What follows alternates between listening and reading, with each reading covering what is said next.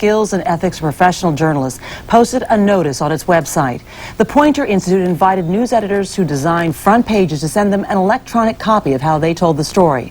Within a day, hundreds of front pages from around the world were sent and recorded. Now, 150 of them have been published in a new book simply called September 11th, 2001. Max Frankel, former executive editor of the New York Times, wrote the introduction. Max, good morning to you. Good morning.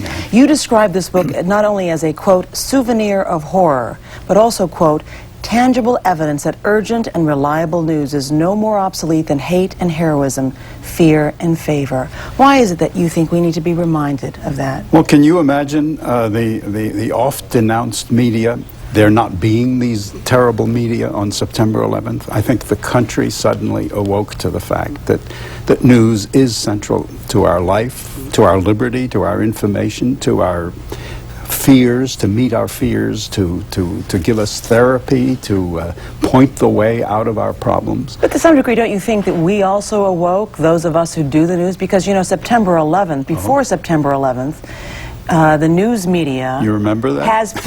I do, but because the news media, perhaps reflecting in America, no longer was really reporting information outside its shores. We turned our backs on the world. Our great media companies cut back on their bureaus abroad. We turned not only inside our country, we turned inside ourselves. We worried about our health and our weight and our looks and our incomes, and we kind of forgot. How did we do that? Was it because of the end of the Cold War and we no longer had to worry about a threat from outside? We thought? I think fear is the great engine of news. It addresses what most concerns us. And for 40 years we were afraid of nuclear war and the Soviet Union.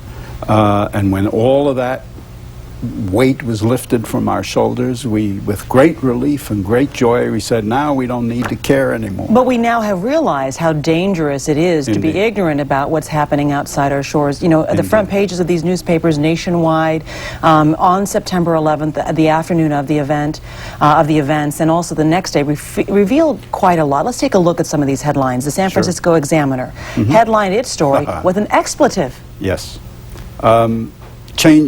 Can you imagine what it was like on September 10th? The trivia, the congressman in California, the scandals, the nonsense news. And suddenly, I think coming to this moment of horror with words like bastard and unthinkable and terrible and horror, the headlines reveal the way this country was shocked out of its lethargy. The New York Daily News actually headlined in red ink, which is unusual. Right. I think if we pull out, there we are, we see that they actually were trying to dramatize. So to what degree did we over-dramatize what had actually happened? Was the media restraint?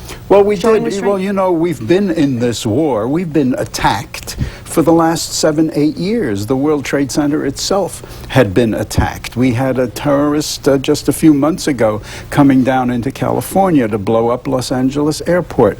We didn't awaken to it until we had this really graphic, horrible event. Not only the planes crashing into the center, but those two monstrous buildings collapsing on us and people running through the streets choked with horror.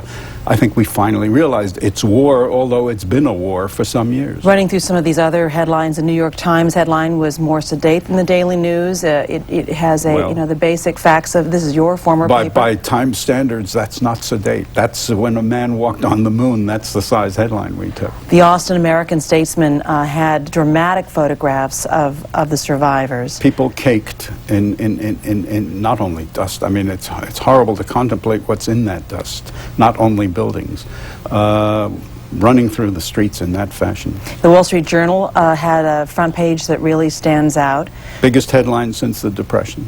And of course their office was submerged in this because they're down there in the World Trade Center area. The book also features front pages of newspapers from around the world, but the front page of the Philadelphia Weekly I think really says it all. grabbed It's in you? red, and it says, nothing will ever be the same. Will we, as journalists, will news media coverage change? How will it not be the same as a result? I wrote the preface to this, and I ended it only with a question mark. I'm not sure. I think fear drives us to this mature consideration of the news and the rest of the world.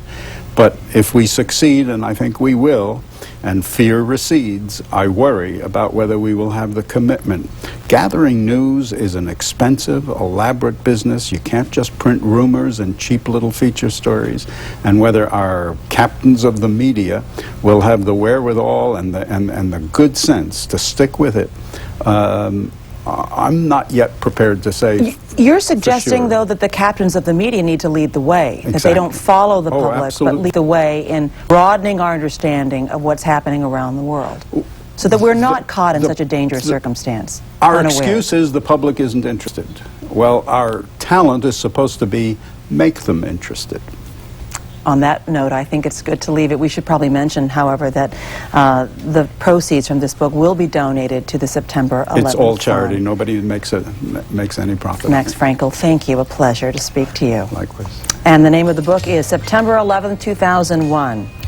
And up next, from toys to cribs, holiday safety tips to protect your children. But first, this is Today on NBC.